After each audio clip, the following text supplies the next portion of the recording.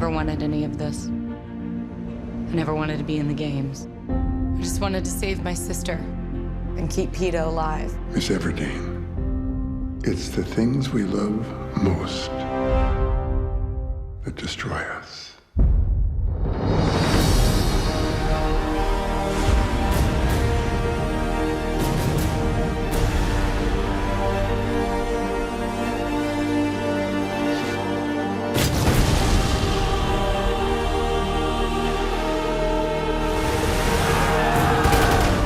I want everyone who's watching to lay down their weapons now.